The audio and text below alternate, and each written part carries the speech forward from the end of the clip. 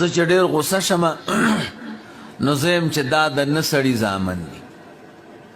نه سړی څه معنا د ښځې زامن دي، نه کنځا نه دي.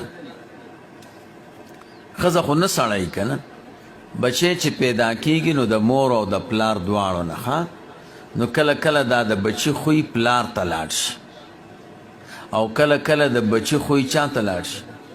مور ته لاړ شي. صحیح ده؟ نو موږ وایو احناف د سړي زامن دي، خویونه ټول پلار ته تلي، پلار یې سړی دی که نه.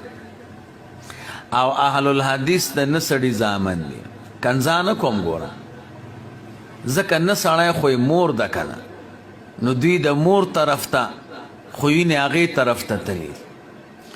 تاسو به یې څنګه ګوره چې موږ او تاسو کله مونځ کوو نو پټکی تړو که نه تړو؟ ولې زمونږ پلار پټکی تړي که نه، نو موږ کې خوی د پلار راغی، نو پلار مو سړی دی، نو موږ د سړي زامن یو. دوی چې کله مونځ ته پورته کېږي نو ټیکری په سری لیدلی مو دی که نه، ځکه مور یې ټیکری په سری، نو د دوی خوی مور ته لاړ که نه، مور خو یې سړی نه دی، څه شی دی؟ نه سړی دی. نو دا د نه سړي زامن دي، ځکه چې خویونه هغې طرف ته تلي. موږ مولوي صاحب چې کله بیا نیت کوو نو لاسونه غوږونو ته وړو، غوږونو ته یې رسو، ځکه دا کار زموږ د پلار دی که نه. سړی چې مونځ کوي، معجم طبراني روایت دی، نو لاسونه به غوږونو ته رسوي. او ښځه چې مونځ کوي، رسول الله مبارک فرمای اوږو پورې به لاسونه پورته کوي. موږ لاسونه غوږونو ته رسو، ځکه زموږ پلار داسې کار کوي، نو موږ د سړي زامن یو.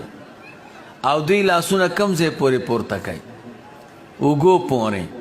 نو ځکه چې دا مور دا کار کوي، نو دا د نه سړي زامن دي.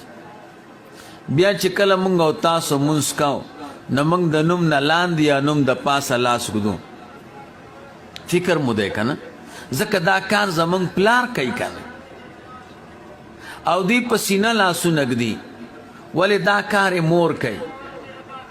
نو موږ خو د سړي زامن یو، نو موږ د پلار اتباع کوو، موږ یې پلار مو دا کار کړی، او دوی د مور خبره مني، نو دا د نه سړي زامن دي.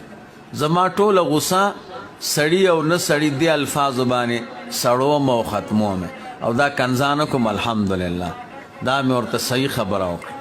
یو سړي کې د مور صفات راشي او بل سړي کې د پلار صفات، نو دې کې څه خبره نه. نه چاته کافر وایو، نه چاته مشرک وایو، نه د چا د قتل او د وجلو، الله مو دې وساتي، دا خبرې نشته. نو اخلاق الحمدلله په احنافو کې دي ښه. باقي چې د چا څه نوم دی هغه ورته الو. یو سړی و دیوال دی،